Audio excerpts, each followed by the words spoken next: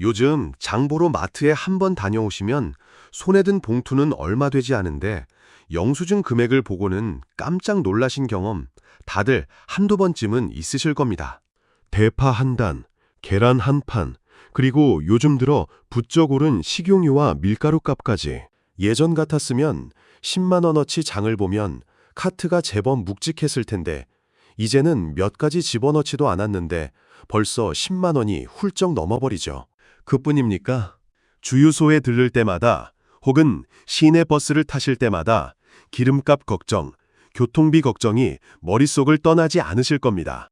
특히 올해는 중동 지역에서 벌어진 전쟁으로 인해 국제 유가가 크게 출렁였고 그 여파가 우리 식탁과 우리 지갑까지 고스란히 전해지고 있습니다. 연금으로 생활하시는 어르신들, 고정 수입에 의지해 하루하루를 꾸려가시는 평범한 가정들, 그리고 자영업을 하시며 매달 매출 걱정에 잠 못 이루시는 분들까지 이 고물가, 고유가의 파도 앞에서 우리 모두는 저마다의 방식으로 버텨내고 계실 겁니다. 그런 와중에 정부에서 중요한 발표가 하나 있었습니다. 바로 중동전쟁 등으로 인한 물가 상승 부담을 완화하기 위해 고유가 피해 지원금이라는 이름의 지원금을 지급하기로 한 것인데요. 흔히 3차 민생지원금이라고 불리기도 하는 이 지원금은 이전에 받아보셨던 재난지원금과는 여러 면에서 확연히 달라졌습니다. 오늘 저는 이 고유가 피해 지원금이 과연 어떤 지원금인지, 누가 받을 수 있는지, 얼마를 받을 수 있는지, 어떻게 신청해야 하고 또 어디에 써야 하는지 그 모든 것을 공식 발표 내용에 근거해서 꼼꼼하고 차근차근 설명해 드리려고 합니다. 본격적으로 이야기를 시작하기에 앞서 한 가지만 부탁드리고 싶습니다. 저희 채널은 어르신들과 우리 이웃들께 실제로 도움이 되는 정보를 정확하게 전달해 드리기 위해 매일같이 공부하고 자료를 확인하고 한 글자 한 글자 정성 들여 준비하고 있습니다. 오늘 이 영상이 여러분께 단 한 가지라도 도움이 되셨다면 영상 아래에 있는 구독 버튼과 좋아요 버튼을 꼭 한번 눌러주시길 부탁드립니다. 그리고 주변에 이 소식을 모르고 계실 가족분들, 이웃분들께도 이 영상을 공유해 주신다면 누군가는 놓칠 뻔했던 지원금을 챙길 수 있게 될 겁니다. 여러분의 그 작은 클릭 한 번이 저희에게는 더 좋은 정보를 만들어내는 가장 큰 힘이 됩니다. 자, 그럼 이제 본격적으로 들어가 보겠습니다. 여러분께서 이 영상을 클릭하신 순간 아마 머릿속에는 아주 구체적이고 절실한 질문 몇 가지가 떠오르셨을 겁니다. 나는 과연 대상이 되는가? 우리 가족은 얼마를 받을 수 있는가? 언제, 어디서, 어떻게 신청해야 하는가? 그리고 받은 돈은 어디에 쓸 수 있고 언제까지 써야 하는가? 이 네 가지 질문이 바로 오늘 이 영상의 핵심이자 여러분이 반드시 알고 가셔야 할 내용입니다. 그런데 여기서 한 가지 짚고 넘어가야 할 부분이 있습니다. 이번 고유가 피해 지원금은 대충 알고 있으면 되겠지 하고 넘어가서는 절대 안 되는 지원금입니다. 왜냐하면 지급 방식, 신청 방법, 사용처, 그리고 소멸 기한에 이르기까지 하나라도 놓치면 받을 수 있었던 돈을 못 받거나 받고도 제때 쓰지 못해 고스란히 국고로 돌려보내야 하는 일이 벌어질 수 있기 때문입니다. 특히 이번 지원금은 이전과 달리 1인당 지급이라는 완전히 새로운 방식을 도입했기 때문에 우리 가족 구성원 모두가 각각 어떻게 해야 하는지 정확히 알고 계셔야 합니다. 이 지점에서 많은 분들이 이렇게 생각하실 겁니다. 어차피 가구 주인 내가 알아서 받으면 되는 거 아닌가?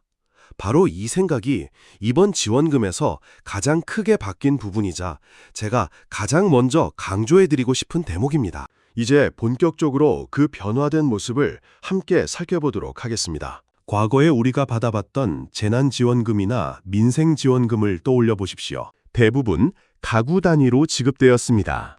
즉, 4인 가족이라면 세대주 한 분이 가족 전체의 몫을 한꺼번에 받아서 그 돈을 가족이 함께 사용하는 방식이었죠. 그런데 이번 고유가 피해 지원금은 이 틀을 완전히 깨버렸습니다. 이번 지원금의 가장 큰 특징이자 가장 중요한 변화는 바로 가구당 지급이 아니라 1인당 지급, 즉 개인별로 지급된다는 점입니다. 다시 한번 말씀드리겠습니다. 1인당 개인별 지급입니다. 이게 무슨 뜻인지 구체적인 예시로 풀어드리겠습니다. 만약 한 가정에 아버지, 어머니, 성인 아들, 성인 딸 이렇게 네 분이 함께 살고 계신다고 가정해 보겠습니다. 과거 같았으면 세대 주인 아버지께서 4인 가구 기준으로 한꺼번에 신청해서 한꺼번에 받으셨을 겁니다. 하지만 이번에는 그렇게 하실 수 없습니다. 아버지는 아버지의 이름으로, 어머니는 어머니의 이름으로, 성인 아들은 아들 본인의 이름으로, 성인 딸은 딸 본인의 이름으로 이렇게 네 분이 각자 따로따로 신청하셔서 각자의 지원금을 받으셔야 합니다. 여기서 기준이 되는 성인의 자격은 무엇일까요? 2007년 12월 31일 이전에 출생하신 분이 성인으로 분류되며 이 기준에 해당하시는 분은 반드시 개인별로 직접 신청하시는 것이 원칙입니다. 따라서 만약 자녀분이 성인이라면 부모님께서 대신 신청해 주실 수 없고 자녀 본인이 본인의 명의로 신청해야 합니다. 그렇다면 미성년자인 자녀는 어떻게 될까요? 미성년자, 즉 2007년 12월 31일 이후에 출생한 자녀분의 지원금은 그 가정의 세대주께서 대신 신청해서 대신 수령하셔야 합니다. 즉, 어린 자녀의 몫은 부모님이 챙겨서 받으시면 되는 것이죠. 그런데 여기에 또 한 가지 예외 상황이 있습니다. 요즘 여러 가지 사정으로 인해 할아버지, 할머니와 손주만 함께 사시는 조손 가정도 있고 혹은 미성년자 형제 자매끼리만 사는 특수한 가정도 있을 수 있습니다. 만약 세대의 성인 구성원이 아무도 없이 미성년자만이 세대주로 되어 있는 경우라면 그 미성년 세대주는 예외적으로 본인이 직접 신청하실 수 있도록 허용됩니다. 자, 이 변화가 왜 이렇게 중요할까요? 생각해 보십시오. 만약 여러분 댁에 성인이 된 자녀가 있는데 에이, 아빠가 알아서 신청하시겠지 하고 본인이 신청하지 않으면 어떻게 될까요? 그렇습니다. 그 자녀분의 지원금은 아예 못 받게 되는 것입니다. 아버지께서 아무리 가족 전체를 생각하는 마음으로 신청하려 해도 시스템상 성인 자녀의 몫은 본인이 신청하지 않으면 지급되지 않습니다. 이게 바로 이번 지원금에서 가장 놓치기 쉬운 부분이자 가족 간에 꼭 미리 이야기를 나누셔야 하는 대목입니다. 가족 여러분이 모두 모인 자리에서 우리 집 성인은 각자 본인이 신청해야 한다. 놓치지 말자라고 한 번씩 확인하시는 것이 무엇보다 중요합니다. 혹시 지방에 자녀를 유학 보내셨거나 타지에서 직장 생활을 하고 있는 성인 자녀가 있다면 반드시 전화 한 통 드려서 신청했니? 하고 물어봐 주십시오. 그 전화 한 통이 수십만 원의 지원금을 지켜드릴 수 있습니다. 이제 그 다음 질문으로 넘어가 보겠습니다. 그래서 도대체 나는 얼마를 받을 수 있는가? 이것이 아마 가장 궁금하신 부분일 겁니다. 결론부터 말씀드리자면 이번 고유가 피해 지원금은 1인당 최소 10만 원에서 최대 60만 원까지 상당히 폭넓게 차등 지급됩니다. 이 차이가 왜 생기는 걸까요? 크게 두 가지 기준이 작용합니다. 첫 번째는 거주지, 즉 내가 어디에 사느냐이고 두 번째는 소득 수준, 즉 내가 경제적으로 어느 위치에 있느냐입니다. 이 두 가지 기준이 결합되어 여러분 개개인의 지원 금액이 정해지게 됩니다. 먼저 소득 수준별로 자세히 살펴보겠습니다. 소득 수준은 건강보험료, 가구별 합산액 등을 기준으로 판별하게 되는데 크게 세 가지 계층으로 나뉩니다. 첫 번째는 기초생활수급자분들입니다. 기초생활수급자분들은 비수도권에 거주하시는 경우 1인당 60만 원을, 수도권에 거주하시는 경우에는 1인당 55만 원을 받으시게 됩니다. 가장 많은 금액이 책정된 계층입니다. 두 번째는 차상위 계층, 그리고 한부모 가족입니다. 이분들은 비수도권 거주 시 1인당 50만 원, 수도권 거주 시 1인당 45만 원을 받으시게 됩니다. 세 번째는 소득 하위 70% 일반 국민입니다. 우리 대다수의 국민들이 여기에 해당하실 텐데요. 이분들은 비수도권 거주 시 1인당 15만 원, 수도권 거주 시 1인당 10만 원을 받으시게 됩니다. 여기서 한 가지 의문이 드실 겁니다. 왜 수도권과 비수도권의 금액이 다른가? 이는 지역 균형 발전을 위한 정부의 정책 방향이 반영된 것으로 비수도권 지역에 조금 더 많은 금액을 지급함으로써 지역 경제 활성화를 함께 도모하려는 취지로 보입니다. 그리고 여기에 한 가지 중요한 추가 우대가 있습니다. 바로 인구 감소 지역 거주자에 대한 우대 지급입니다. 인구가 급격히 줄고 있는 지역에 거주하시는 분들께는 추가적인 지원이 있는데 우대 지역에 거주하시면 20만 원, 특별 지역에 거주하시면 최대 25만 원까지 차등 지급될 수 있습니다. 본인이 거주하시는 지역이 인구 감소 지역에 해당하는지 궁금하신 분들은 거주하시는 시군구청이나 행정복지센터에 문의해 보시기 바랍니다. 예를 들어 보겠습니다. 전라남도의 어느 작은 군 지역에 혼자 살고 계시는 기초생활수급자 어르신이 계시다면 이분은 비수도권 기초생활수급자 기준인 60만 원에 만약 그 지역이 인구 감소 특별 지역이라면 여기에 추가 우대가 더해질 수 있습니다. 반면 서울에 살고 있는 일반 소득 가구의 성인 한 분이라면 수도권 소득 하위 70% 기준에 따라 10만 원을 받으시게 되는 것이죠.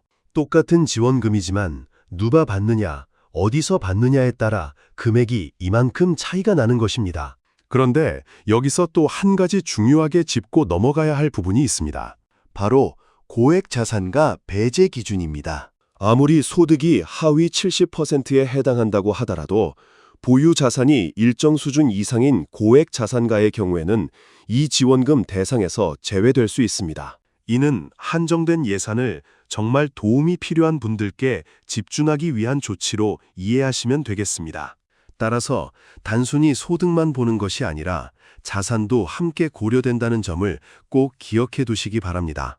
자, 이제 많은 분들이 가장 조급해하시는 부분, 바로 신청 일정으로 넘어가 보겠습니다. 이번 고유가 피해 지원금은 신청 시기가 두 차례로 나뉘어 있습니다. 먼저 1차 신청 기간은 4월 27일부터 5월 8일까지입니다. 이 1차 신청 기간에는 특정 대상자만 신청하실 수 있는데요. 바로 기초생활수급자, 차상위 계층, 그리고 한부모 가족분들입니다. 즉, 가장 어려운 형편에 계신 분들께 가장 먼저 지원금이 전달될 수 있도록 순서를 정해놓은 것이죠. 그 다음 2차 신청 기간은 5월 18일부터 7월 3일까지로 이 기간이 훨씬 더 깁니다. 2차 신청은 소득 하위 70%에 해당하는 일반 국민분들을 대상으로 하며 또한 1차 신청 기간에 미처 신청하지 못하신 분들께도 이 시기에 신청할 수 있는 기회가 주어집니다. 그런데 주의하실 점이 하나 있습니다. 1차에서 이미 지원금을 수령하신 분은 2차에 중복으로 신청하실 수 없습니다. 간혹 1차에도 받았는데 2차에도 또 신청하면 더 받을 수 있지 않을까 하고 생각하시는 분들이 계실 수 있는데 이는 절대 불가능하고 부정수급에 해당할 수 있으니 유의하시기 바랍니다. 그리고 신청 첫 주에는 반드시 기억하셔야 할 제도가 있습니다. 바로 요일 오부제입니다. 이는 수많은 인파가 한꺼번에 몰리면서 시스템이 마비되거나 행정복지센터에 혼잡이 빚어지는 것을 막기 위한 조치입니다. 요일 오부제는 본인의 출생연도 끝자리를 기준으로 신청 요일이 나뉩니다. 예를 들어 월요일에는 출생연도 끝자리가 1과 6인 분들, 이런 식으로 요일마다 정해진 끝자리 숫자가 있습니다. 그런데 이번 오부제에서 특별히 기억하셔야 할 부분이 있는데요. 바로 5월 1일은 근로자의 날 공휴일이라는 점입니다.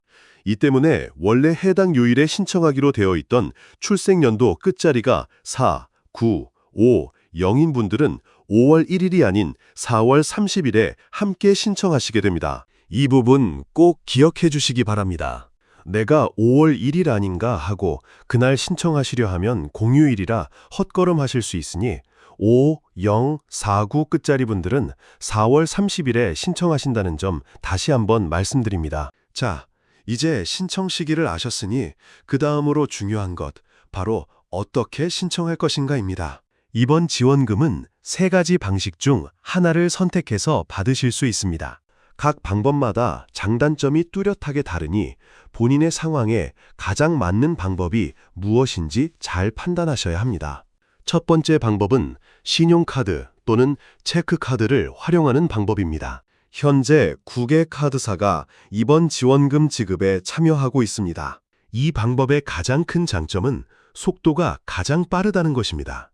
신청하시면 다음날 바로 카드에 포인트 형태로 충전됩니다. 그리고 기존에 사용하시던 카드를 그대로 사용하시는 것이기 때문에 실적이 그대로 인정되고 포인트 적립 같은 기존 카드 혜택도 계속 유지됩니다. 평소에 카드 실적을 꼼꼼히 챙기시는 분들께는 이 방법이 가장 유리할 수 있습니다. 이 카드 방식은 온라인으로도 신청하실 수 있고 은행 영업점을 직접 방문해서 신청하실 수도 있습니다. 은행 영업점 신청은 오전 9시부터 오후 4시 사이에 가능하며 반드시 본인 명의의 카드로만 신청하실 수 있다는 점을 기억해 주십시오. 다른 사람 명의의 카드로는 신청이 안 됩니다. 두 번째 방법은 지역사랑 상품권입니다. 지역사랑 상품권은 또다시 세 가지 형태로 나뉩니다. 모바일형, 카드형, 그리고 지류형, 즉 종이 형태입니다. 모바일형이나 카드형 지역사랑 상품권은 각 지자체의 전용 앱이나 누리집에서 신청하시면 다음날 지급됩니다. 편리하고 깔끔하게 받으실 수 있는 방식이죠. 반면 지류형, 즉 종이 상품권은 주소지 관할 행정복지센터에 직접 방문하셔서 신청하시면 당일에 바로 수령이 가능하다는 장점이 있습니다. 그날 가서 그날 받아오실 수 있다는 것이죠. 다만 종이로 된 상품권이기 때문에 분실의 위험이 있고 또한 거스름돈에 제약이 있다는 단점이 있습니다.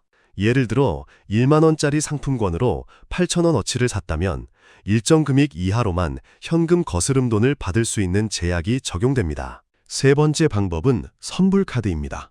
선불카드는 주로 오프라인 행정복지센터를 방문하셔서 신청하시는 방식인데요. 특히 거동이 불편하신 어르신이나 장애인분들을 위해서 찾아가는 신청 서비스도 운영되고 있습니다. 직접 행정복지센터까지 가시기 어려우신 분들은 이 서비스를 활용하시면 큰 도움이 되실 겁니다. 거주지 행정복지센터에 문의하시면 구체적인 안내를 받으실 수 있습니다. 그럼 이 세 가지 중에서 어떤 방법을 선택하시는 것이 가장 좋을까요? 간단히 정리해드리겠습니다. 평소 카드 사용이 익숙하시고 속도를 중요하게 생각하시는 분은 신용카드나 체크카드 방식이 가장 좋습니다. 지역 내 소상공인 매장을 주로 이용하시고 모바일 앱 사용에 불편함이 없으신 분은 지역사랑 상품권이 적합합니다. 그리고 어르신이시거나 온라인 앱 사용이 어려우신 분은 행정복지센터를 방문해서 선불카드나 지류 상품권을 받으시는 것이 가장 편하실 수 있습니다. 자, 이제 조금 더 세심하게 살펴보아야 할 대목으로 넘어가 보겠습니다. 이번 지원금에는 놓치기 쉽지만 반드시 알고 계셔야 할 주의사항들이 몇 가지 있습니다. 첫 번째로 짚고 넘어갈 것은 바로 낙인 효과 방지를 위한 배려입니다. 낙인 효과라는 것은 지원금을 사용할 때 주변 사람들이 저분이 취약계층이구나 하고 한눈에 알아볼 수 있게 되어서 당사자가 심리적으로 위축되거나 불편함을 느끼게 되는 현상을 말합니다. 특히 선불카드 같은 경우에는 디자인에 따라 어떤 계층이 받는지 드러날 수 있었던 문제가 있었습니다. 이런 문제를 해결하기 위해 이번에는 선불카드의 디자인을 하나로 통일하기로 했습니다. 그리고 카드 앞면이나 뒷면에 지급 금액이나 1차 대상자인지 2차 대상자인지 같은 표시도 일절하지 않도록 했습니다. 이는 결제하시는 순간에 카드 디자인만으로는 이분이 기초생활수급자인지 차상위 계층인지 혹은 일반 소득계층인지 전혀 알 수 없도록 하기 위한 세심한 배려입니다. 취약계층 여부가 결제 과정에서 드러나지 않도록 보호해드리는 것이죠. 이런 부분은 우리 사회가 조금 더 따뜻해지고 있다는 증거로도 볼 수 있을 것 같습니다. 두 번째 주의사항은 오프라인 물량 확보 문제입니다. 과거에 이런 지원금이 지급될 때마다 반복되던 문제가 있었습니다. 행정복지센터에 방문했더니 오늘은 물량이 떨어져서 안 돼요. 내일 다시 오세요 라는 안내를 받고 돌아서는 일이 있었던 것이죠. 특히 거동이 불편하신 어르신들께는 한 번 방문하는 것 자체가 큰일인데 헛걸음까지 하시면 얼마나 힘드시겠습니까? 이번에는 정부에서 이런 일이 없도록 지류형과 선불카드 물량을 충분히 확보하라는 지시를 내려놓은 상태입니다. 다만 그럼에도 방문 전에 전화로 한번 확인하시고 가시면 더욱 안심이 되실 겁니다. 세 번째 주의사항은 대리 신청과 관련된 부분입니다.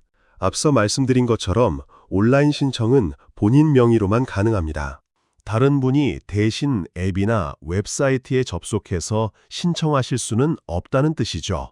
하지만 오프라인 신청, 그러니까 선불카드나 지류 상품권을 행정복지센터에서 받으시는 경우에는 대리 신청이 가능합니다. 다만 이때 필요한 서류가 몇 가지 있습니다. 대리인께서 방문하시는 경우에는 대리인 본인의 신분증, 위임장, 그리고 본인과의 관계를 증명할 수 있는 관계증명 서류를 모두 지참하셔야 합니다. 본인이 직접 방문하시는 경우에는 신분증 하나만 가져가시면 됩니다. 이 차이를 잘 알아두셔야 헛걸음하지 않으십니다. 특히 어르신 대신 자녀분이 방문하시는 경우가 많으실 텐데 이때 꼭 위임장과 가족관계 증명서 같은 서류를 미리 준비해서 가시기 바랍니다. 네 번째 주의사항은 미성년자 신청 방법입니다. 앞서 언급했듯이 미성년자의 지원금은 세대주께서 대신 신청하고 수령하셔야 합니다. 이는 미성년자 본인이 직접 금전을 관리하기 어려운 점을 고려한 조치입니다. 다만 성인 구성원이 없는 미성년자 세대주의 경우는 예외적으로 본인이 신청할 수 있다는 점 다시 한번 기억해 주시기 바랍니다. 자, 이제 여러분께서 신청을 마치셨다고 가정해 보겠습니다. 드디어 포인트가 충전되었거나 상품권을 손에 주셨거나 선불카드를 받으셨겠죠. 이제 문제는 이 돈을 어디서 어떻게 써야 하는가입니다. 이 부분이 정말 중요합니다. 잘못하시면 받은 돈을 제대로 쓰지도 못하고 날려버릴 수 있기 때문입니다. 가장 먼저 알아두셔야 할 것은 사용 지역의 제한입니다. 이번 지원금은 여러분이 받은 주민등록상 주소지 관할 지자체 안에서만 사용하실 수 있습니다. 이 말은 곧 내가 서울 강남구에 살고 있다면 강남구에서만 쓸 수 있다 라는 뜻이 아닙니다. 서울 같은 특별시나 광역시는 보통 시 전체에서 사용이 가능합니다. 하지만 도 단위에 거주하시는 분들은 조금 더 엄격합니다. 예를 들어 경기도 수원시에 사시는 분은 수원시 안에서만, 경상북도 경주시에 사시는 분은 경주시 안에서만 사용하실 수 있다는 것이죠. 옆 도시라고 해도 다른 시나 군이라면 사용이 불가합니다. 이는 지역 상권을 살리고 지역 경제를 활성화시키려는 지원금의 근본적인 취지에 따른 것입니다.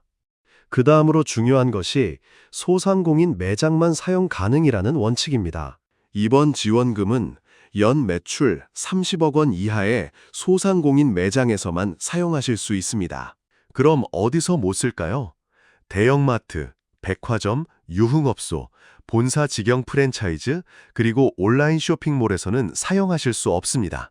이 대목에서 많은 분들이 당황하실 수 있습니다. 아니, 평소에 장 보러 대형마트 가는데 거기서 못 쓴다고? 네, 그렇습니다. 이마트, 홈플러스, 롯데마트 같은 대형마트에서는 사용하실 수 없습니다. 또한 쿠팡이나 네이버 쇼핑 같은 온라인 쇼핑몰에서도 사용이 안 됩니다. 백화점 역시 마찬가지입니다. 그 대신 여러분 동네에 작은 가게들, 전통시장, 개인이 운영하는 식당과 카페, 동네 빵집, 세탁소, 미용실 이런 곳에서 사용하실 수 있습니다. 평소에 그냥 지나쳤던 동네 가게들을 다시 한번 둘러보실 기회이기도 합니다. 단 한 가지 예외가 있습니다. 바로 읍이나 면 지역에 있는 농협 하나로마트 같은 곳에서는 예외적으로 사용이 허용됩니다. 이는 도시와 달리 읍면 지역에서는 농협 하나로마트가 실질적으로 유일한 대형 장보기 공간 역할을 하는 경우가 많기 때문에 주민들의 실질적인 생활 편의를 고려한 조치로 이해하시면 되겠습니다. 농촌 지역에 거주하시는 어르신들께 특히 중요한 부분입니다. 그리고 이제 제가 가장 힘주어서 강조드리고 싶은 대목이 왔습니다. 바로 소멸 기한입니다. 이번 고유가 피해 지원금은 8월 31일까지 모두 사용하셔야 합니다. 다시 한번 말씀드립니다. 8월 31일 단 하루라도 넘기시면 안 됩니다. 이 날짜가 지나면 사용하지 않은 잔액은 국고로 자동 환수됩니다. 즉, 정부가 다시 가져가 버린다는 뜻입니다. 여러분의 지갑에서 자동으로 빠져나가는 것이나 마찬가지죠. 이 부분을 가볍게 생각하시는 분들이 의외로 많습니다. 에이, 설마 못 쓸 리가 있겠어? 하고 방치해 두셨다가 8월이 되어서야 아차 하시는 경우가 정말 많습니다. 특히 지원금 금액이 크신 기초생활수급자 어르신들의 경우 60만 원이라는 적지 않은 금액을 받으시는데 이것을 정해진 지역 내에서 정해진 매장에서 정해진 기한 안에 모두 쓰려면 결코 여유롭지 않습니다. 예를 들어 5월에 지원금을 받으셨다고 해도 실제 사용 가능한 기간은 약 3개월에서 4개월 정도입니다. 60만 원을 3개월에 나눠 쓴다고 생각하면 매달 20만 원씩 계획적으로 사용하셔야 한다는 뜻이죠. 지금부터 미리 계획을 세우시는 것이 좋습니다. 우리 동네 전통시장에서 매주 한 번 장을 보자. 가끔 외식을 할 때 대형 프랜차이즈가 아닌 동네 식당을 이용하자. 평소 미뤄두었던 미용실 방문이나 세탁 등을 이 기간에 해결하자는 식으로 미리 계획을 세워두시면 기한 내에 알뜰하게 모두 사용하실 수 있을 것입니다. 자, 이제 오늘 말씀드린 내용을 마무리하며 정리해 보겠습니다. 오늘 우리가 함께 살펴본 고유가 피해 지원금, 정식 명칭으로는 중동 전생 등으로 인한 물가 상승 부담을 완화하기 위한 지원금입니다. 가장 중요한 핵심을 다시 한번 짚어드리겠습니다. 첫째, 이번 지원금은 가구당이 아닌 1인당 개인별 지급입니다. 가족 구성원 중 성인은 반드시 본인이 직접 신청하셔야 하고 미성년자는 세대주가 대신 신청합니다. 둘째, 지원 금액은 소득 수준과 거주 지역에 따라 1인당 10만 원에서 60만 원까지 차등 지급되며 인구 감소 지역 거주자에게는 추가 우대가 있습니다. 단, 고액 자산가는 배제될 수 있습니다.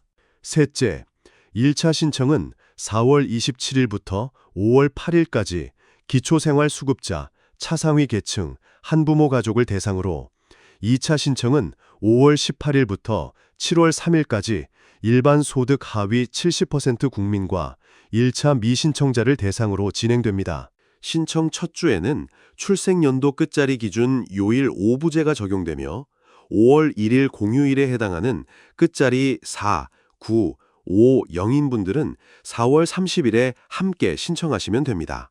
넷째, 신청 방법은 신용체크카드, 지역사랑 상품권, 선불카드의 3가지 중에서 본인에게 가장 편한 방식을 선택하실 수 있습니다. 속도와 기존 혜택 유지 면에서는 카드 방식이 유리하고 거동이 불편하신 분들은 찾아가는 신청 서비스나 행정복지센터 방문을 활용하시면 됩니다. 다섯째, 주의사항으로는 선불카드 디자인이 통일되어 낙인 효과가 방지된다는 점, 대리 신청 시 위임장과 관계증명 서류가 필요하다는 점, 그리고 온라인 신청은 반드시 본인 명의여야 한다는 점이 있습니다.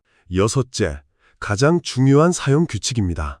주민등록상 주소지 관할 지자체 안에서만 사용 가능하고 연매출 30억 이하의 소상공인 매장에서만 쓰실 수 있으며 대형마트, 백화점, 온라인 쇼핑몰, 유흥업소, 본사 직영 프랜차이즈에서는 사용이 불가합니다. 단, 읍면지역 노엽 하나로 마트는 예외로 허용됩니다. 그리고 마지막으로 가장 가슴에 새겨두셔야 할 한 가지. 8월 31일까지 반드시 모두 사용하셔야 하며 그 이후 남은 금액은 국고로 자동 환수됩니다.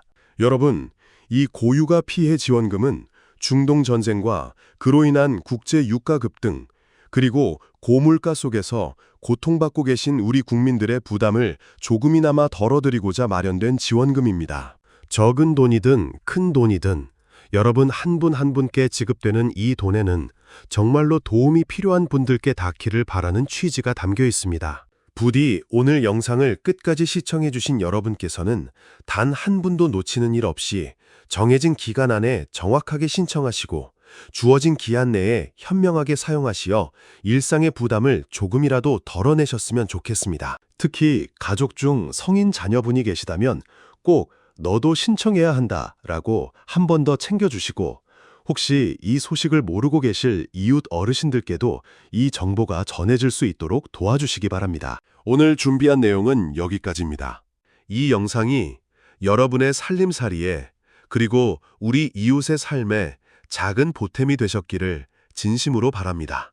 다시 한번 구독과 좋아요 부탁드리며 다음 영상에서 또 유익한 정보로 찾아뵙겠습니다. 감사합니다.